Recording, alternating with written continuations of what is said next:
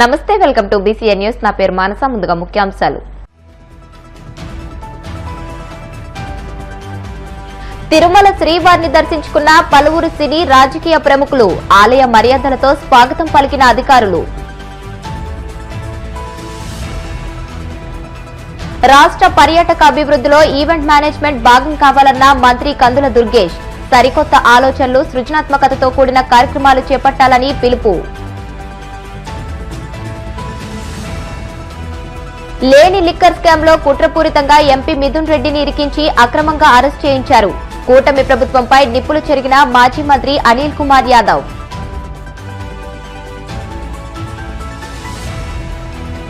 మోపిదేవి దేవస్థానం అభివృద్ధికి ప్రణాళిక రూపొందిస్తున్నామన్న ఎమ్మెల్యే మండలి బుద్ధప్రసాద్.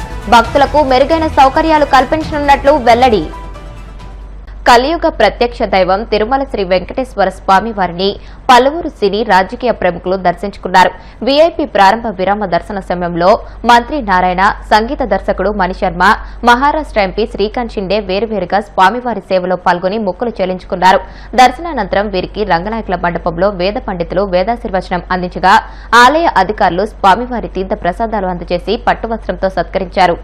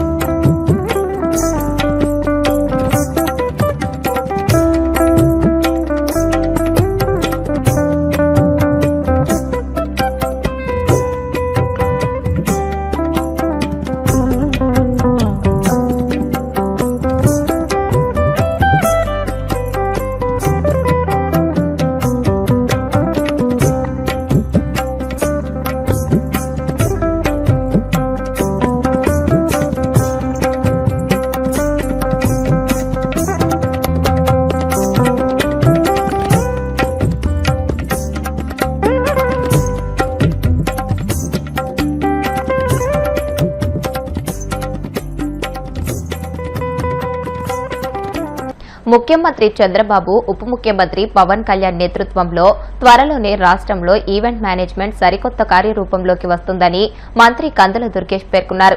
కాకినాడ విద్యుత్ నగర్లోని ఏ కన్వెన్షన్లో ఏర్పాటు చేసిన కాకినాడ ఈవెంట్ మేనేజర్స్ అసోసియేషన్ ఆవిర్భావ దినోత్సవ వేడుకలో ఈమా లైమ్ లైట్ అవార్డుల ప్రదానోత్సవ కార్యక్రమంలో మంత్రి ముఖ్య అతిథిగా పాల్గొన్నారు.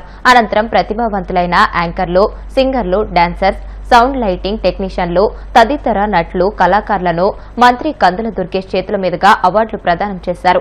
ఈ సందర్భంగా మంత్రి దుర్గేష్ మాట్లాడుతూ పీపీపీ విధానంలో చేపడుతున్న పర్యాటక అభివృద్ధిలో భాగంగా సరికొత్త ఆలోచనలతో, సృజనాత్మకతతో కూడిన కార్యక్రమాలు చేపట్టాలని అసోసియేషన్లకు సూచించారు.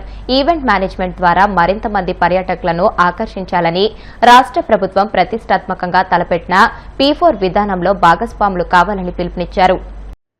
మారుతున్నటువంటి ప్రపంచంలో ఈవెంట్ మేనేజ్మెంట్ కి ప్రాముఖ్యత రోజు పెరుగుతాం.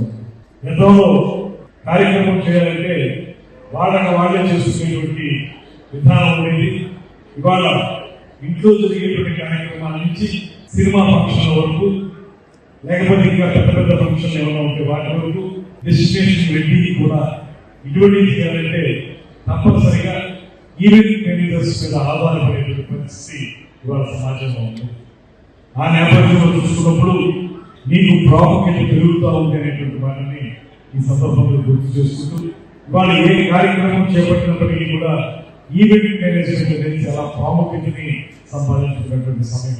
ఇంకా పూర్తి స్థాయిలో దీనికి అవకాశాలు రాకపోవడం వల్ల, లేకపోతే స్థానికంగా ఉన్నటువంటి టాలెంట్ ను ఉపయోగించుకోకుండా వేరే ప్రాంతాల నుంచి తీసుకొచ్చి ఈవెంట్ మేనేజ్మెంట్ చేయడం వల్ల సరిగ్గా మీ అందరికీ సహకారం లభించలేదనేటువంటి మాటని నేను గమనించాను.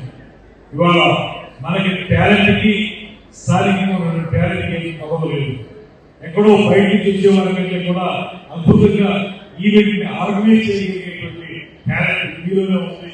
దాన్ని ఉపయోగించుకోవాల్సినటువంటి అవసరం అందరికీ ఉందనేటువంటి మాటని నేను ప్రత్యేకంగా తెలియజేస్తూ ఇవాళ టూరిజం మినిస్టర్గా ఇక రాష్ట్రంలో గత 5 సంవత్సరాల కాలంలో ఉన్నటువంటి టూరిజం విధానానికి ఇవాళ ముఖ్యమంత్రి చంద్రబాబు నాయుడు గారు, ఉప ముఖ్యమంత్రి పవన్ కళ్యాణ్ గారి నేతృత్వంలో టూరిజంకి పెరుగుతున్నటువంటి ఆదరణ ఈ అన్ని అంశాల విషయంలో మీరందరూ గమనిస్తూనే ఉంటారు.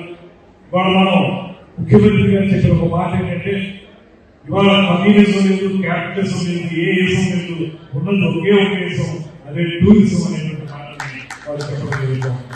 దాని ప్రకారం టూరిజం ని అభివృద్ధి చేయడానికి మన శ్రీకాకుళం దగ్గర నుంచి అనంతపురం వరకు అన్ని ప్రాంతాల్లో కూడా ఉన్నటువంటి టూరిస్ట్ ఏరియాని డెవలప్ చేయడానికి ఒక బృహత్తర కార్యాచరణ ఏర్పాటు చేసుకుని కార్యక్రమాన్ని నిర్వహిస్తూ ఉన్నాం. ఈ మధ్య కాలంలోనే విజయవాడలో, విశాఖపట్నంలో, మళ్ళీ రేపొద్దున వచ్చే నెలలో తిరుపతిలో మేము ఇన్వెస్టర్స్ కాన్క్లేవ్ ఏర్పాటు చేస్తున్నాం.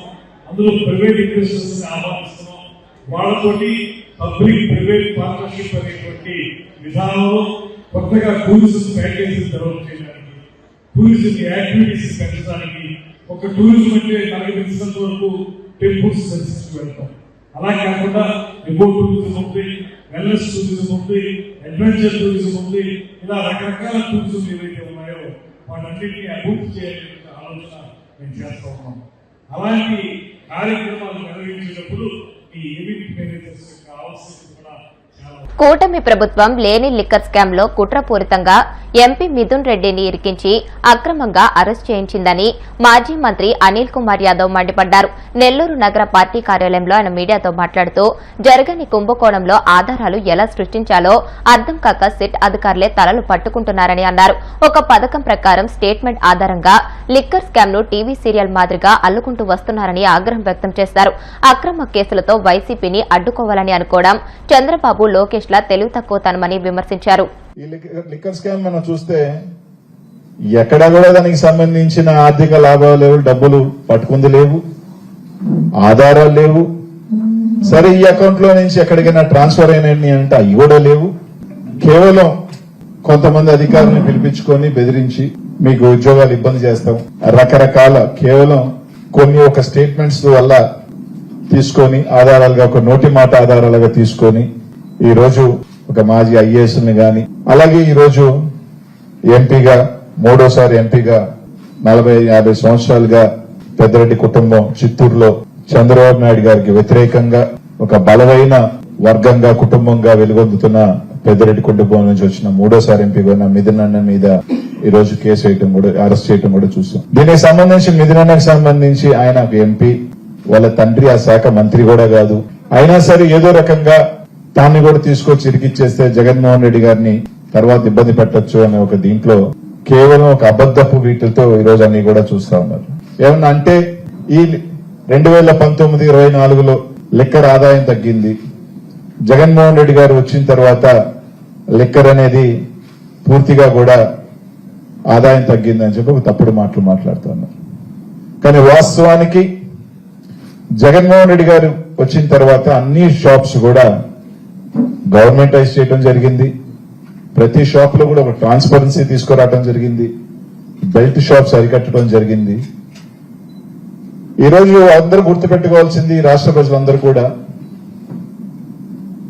అదే చంద్రబాబు నాయుడు గారి 2000 దిగిపోయేటప్పటికి లిక్కర్ ఆదాయం 16,500 కోట్లయితే జగన్మోహన్ రెడ్డి గారు దిగేటప్పటికి దాదాపు 24,500 కోట్లు, అంటే దాదాపు 8,000 కోట్లు పెంచు. అలాగే జగన్మోహన్ రెడ్డి గారి హయాంలో వీళ్ళు చెప్తున్నట్టు ముడుపులు తీసుకున్నాడు డిస్టిలరీస్ నుంచి అని మాట్లాడుతున్నారు. చంద్రబాబు నాయుడు హయాం మీరు చూస్తే 2014-2019లో కేసుల అమ్మకం, ఎన్ని కేసులు అమ్ముడు పోయిన లాస్ట్ లో చూసినా కూడా జగన్మోహన్ రెడ్డి గారి హయాం కన్నా ఎక్కువ. ఎవరైనా మనకి డబ్బులు ఎందుకు ఇస్తారు? నా ఎక్కువ అమ్మితే, నాకు ఎక్కువ ఆదాయం వస్తే మనకి డబ్బులు ఇస్తారు. నేను 100 కేసులు అమ్మేది నాకు 120 కేసులు అమ్మే అవకాశం కల్పిస్తే నాకెవరైనా డబ్బులు ఇస్తారు. అదే చంద్రబాబు నాయుడు హయాం కన్నా కూడా కేసులు తక్కువ అమ్మి ఆదాయం ఎక్కువ వస్తే ఏది ట్రాన్స్పరెన్సీ అని అడుగుతా ఉన్నాం. చంద్రబాబు నాయుడు హయాంలో ఏదైతే డిస్టిలరీస్ కి అమౌంట్ చార్జ్ చేసిందో ప్రభుత్వం, అదే అమౌంట్ ని 2019-24లో కూడా చార్జ్ చేసింది. మోపిదేవి దేవస్థానం అభివృద్ధికి ప్రణాళిక రూపొందిస్తున్నట్లు ఎమ్మెల్యే మండలి బుద్ధప్రసాద్ తెలియజేశారు. కృష్ణా జిల్లాలోని మోపిదేవి దేవస్థానంలో వాటర్ ప్లాంట్ల ప్రారంభోత్సవ సభలో ఆయన పాల్గొని మాట్లాడారు. మోపిదేవిలో దివి స్లాబ్ వారు మంచినీటి వాటర్ ప్లాంట్లను ఏర్పాటు చేయడం శుభపరిణామమని అన్నారు. దేవస్థానానికి వచ్చే భక్తుల ఆకాంక్షలకు అనుగుణంగా దేవస్థానాన్ని అభివృద్ది చేస్తున్నట్లు తెలియజేశారు. భక్తుల కోరిక మేరకు దేవస్థానం ఆవరణలో నిర్వహిస్తున్న నిత్య అన్నదాన కార్యక్రమం టీటీడీ మండపంలోకి మార్చి ఇక్కడ నిర్వహిస్తున్న అన్నప్రసన్న, అక్షరాభ్యాసం, పాల పొంగళ్లు, చెవులు కుట్టే సేవలను దేవస్థానం ప్రాంగణంలోకి మార్చనున్నట్లు వెల్లడించారు. మరిన్ని అభివృద్ది పనులు చేపట్టి భక్తులకు మెరుగైన సౌకర్యాలు కల్పిస్తామని అన్నారు. మీరు పవిత్ర క్షేత్రంలో పనిచేస్తామని చెప్పిన భావన మీలో ఉండాలి. మీలా భావన అంటే కానీ మీరు కూడా పవిత్రంగా ఉండాల్సిన అవసరం.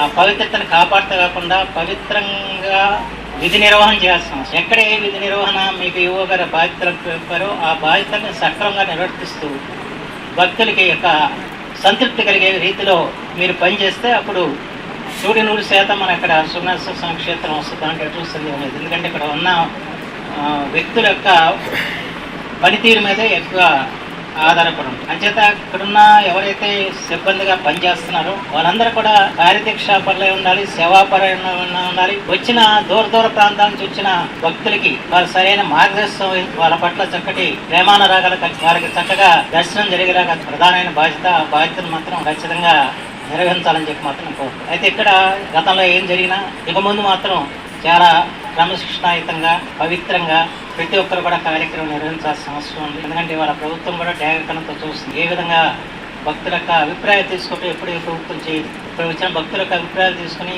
ఈ దేవస్థానానికి పనితీరు ఎలా ఉందనేది గమనిస్తుంది.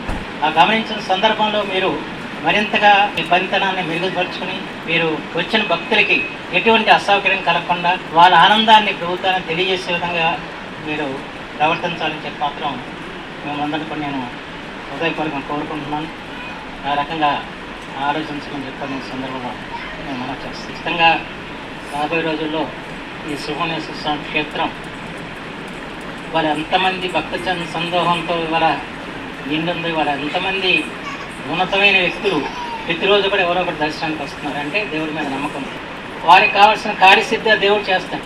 కానీ వారికి కావాల్సిన వచ్చిన వారికి కావాల్సిన సౌకర్యాలు కల్పించాల్సిన బాధ్యత మన మీద ఉంటుంది. వాళ్ళని సంతృప్తిపరచాల్సిన బాధ్యత మన మీద ఉంటుంది. ఆ బాధ్యత ఇక్కడ ఉన్న ప్రతి ఒక్కరూ కూడా నిర్వర్తించాల్సిన దాంట్లో ఎక్కడైనా సరే కేశఖండాలు చాలా మంది పనిచేస్తారు. వాళ్ళు సక్రమంగా అక్కడ వచ్చిన వాళ్ళకి చక్కగా చేశారు అని చెప్పిన సంతృప్తి వాళ్ళకి మిగిల్చారు. అది ఇది అవుతుంది. అలా పొంగళ్ళ దగ్గర ఎవరైతే వంట దగ్గర చూస్తున్నారో వాళ్ళు చక్కగా సహకారం అందించి ఆ వచ్చిన వారికి ఎటువంటి లోటు లేకుండా చేశారనుకోండి, అదే సంతృప్తికి కారణం. అంచేత ఎక్కడ ఏ చిన్న విషయంలో ఎవరికి డ్యూటీ అప్పచెప్పినా ఆ డ్యూటీని సక్రమంగా చేసే విధంగా ప్రయత్నం చేయమని చెప్పి మాత్రం ఈ సందర్భంగా కోరుతున్నాను. అలాగే మన అర్చకులు వాళ్ళకి కూడా చాలా పనిభారం ఎక్కువైంది. నాకు తెలుసు ఉన్న అర్చకుల కంటే కూడా పనిభారం చాలా ఎక్కువైంది. ఎందుకంటే ఎక్కువగా అర్చనలు చేయాల్సిన పరిస్థితి వచ్చింది. తర్వాత భక్తులు బాగా పెరిగారు. కొంచెం ఇబ్బందికర పరిస్థితి అయినప్పుడు కూడా వాళ్ళ మీద ఆధారపడి ఉంటుంది దేవాలయం యొక్క గొప్పతనం ఉంటుంది. దేవుడు వరం ఇచ్చిన పూజారి వరం అని చెప్పిన సాయం. ఎందుకంటే దేవుడు వరం అన్నది మనకు తెలియదు, జరిగిన దాన్ని బట్టి తెలుస్తాం. ముందు పూజారి చేసిన అర్చనతో దేవుడు మనకు వరం ఇస్తాడన్న భావన భక్తుల్లో ఉంటుంది. ఇప్పుడు కాసేపు ప్రకటనలు.